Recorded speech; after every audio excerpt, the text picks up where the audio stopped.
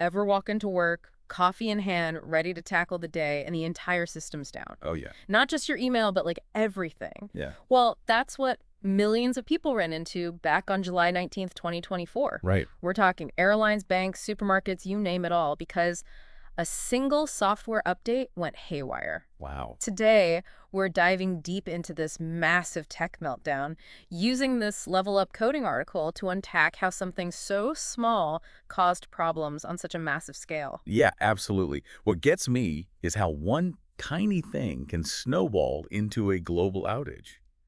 It really shows you how fragile our systems are, how interconnected everything is. This wasn't just a few websites glitching out. This was major infrastructure going dark. So for those who might not remember every little detail, what exactly happened on July 19th? Right. This article talks about CrowdStrike, a cybersecurity company. Yeah. Issuing a bad update, and that's when things went off the rails. Yeah, you almost have to laugh, right?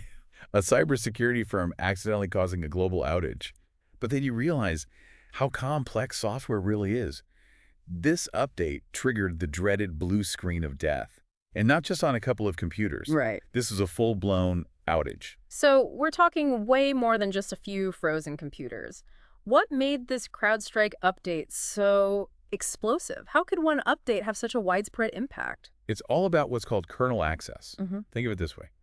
A security guard needs keys to get into every room in a building to do their job. Makes sense. Well, security software needs that same deep-level access to your computer's operating system, like the heart of the computer, its most vital parts, Okay. to actually keep things safe. So they basically have the master key to keep everyone safe. Exactly. Okay, so where did things go wrong? Having those master keys is powerful but risky. Even a small mistake, a tiny glitch, can have huge consequences. It's a double-edged sword.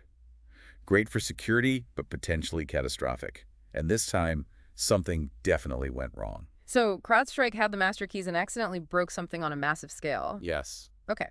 I'm starting to see why this wasn't just another day at the office for anyone. But before we get into how they fixed it, let's talk about the people impacted by this outage, because this article doesn't just talk about code, it talks about people. Absolutely. It's easy to get lost in the technical weeds, but this outage really hit people hard. Yeah, this article paints a picture of pure chaos, travelers stuck at airports, offices totally thrown off, and then there's the internet blowing up with memes. Yeah, the memes were something else.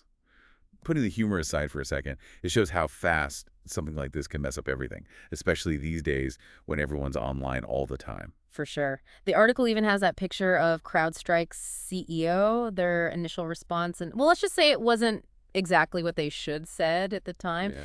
It felt like they didn't really get how much this outage was affecting people. Yeah, I think that's a big takeaway here. It's not just about fixing the tech problem, but you got to acknowledge how it's affecting people and be open and honest with them.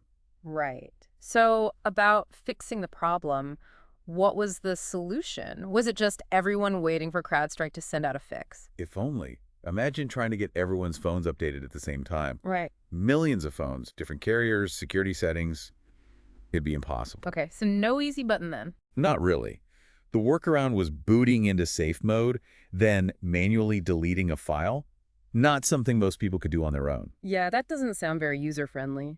It just shows you how hard it is to manage software on a scale like this. The article even mentioned how companies had to scramble just to get to their own computers because people were working remotely. So it wasn't just software. It became a huge logistical mess. Wow, makes you appreciate a good IT department. This whole thing makes me wonder, could they have prevented it? Is this level of risk just the price you pay for really good security software? That's the million-dollar question, and there's no easy answer. You need strong security to protect against all these cyber threats, but as we saw, that access comes with its own set of risks. So it's like building a fortress that's so secure, you end up locking yourself out. Exactly. And this wasn't just an inconvenience. This outage was a wake-up call. Even the most advanced tech can be vulnerable. It really makes you think, doesn't it?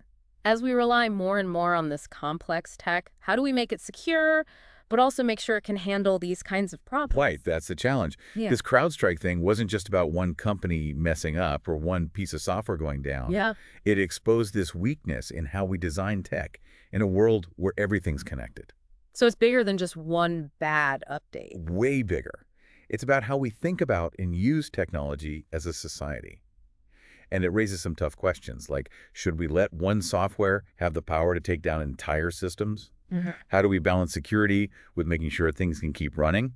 These are things we really need to figure out as we move towards a future where even more stuff is automated and connected. Definitely a lot to think about.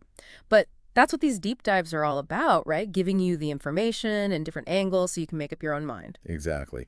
And this level up coding article, it's just the tip of the iceberg. You've got AI, software development, even the ethics of all this tech. Wow. Tons of rabbit holes to jump into if you're interested. Consider that your invitation to keep digging. And hey, next time your computer decides to act up, maybe you'll have a new appreciation for what didn't happen. Until then, keep those devices running smoothly.